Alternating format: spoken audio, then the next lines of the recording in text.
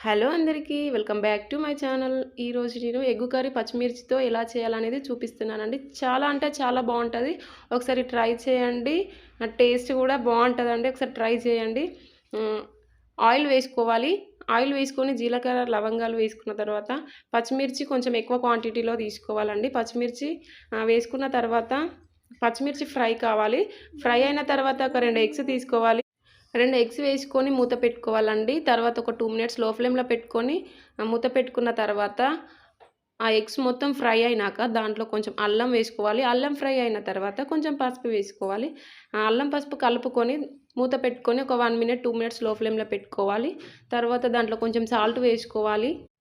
Salt వేసుకొని ఒక 1 minute అలా లో ఫ్లేమ్‌లో మూత పెట్టుకోండి. అంతేనండి. చాలా చాలా easy, very simple and tasty egg curry ready అండి. దాంట్లో కొంచెం కొత్తిమీర, కొంచెం ధనియా పౌడర్ వేసుకొని కలుపుకోవాలి.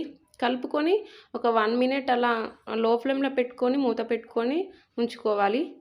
అంతేనండి. Very simple and easy and ఎంతో టేస్టీ అయిన ఎగ్ కర్రీ రెడీ అండి. చూస్తేనే తినాలనిపిస్తుంది. అంత బాగుంటుందండి.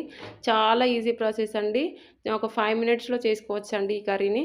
థ్యాంక్ యూ ఫర్ వాచింగ్ అండి. Please subscribe my channel and support me. Subscribe చేసుకుంటారని నేను అనుకుంటున్నానండి ప్రతి ఒక్కరు. అండ్ ఎగ్ కర్రీ కూడా ఒకసారి ట్రై చేయండి. Thank you for watching. Bye.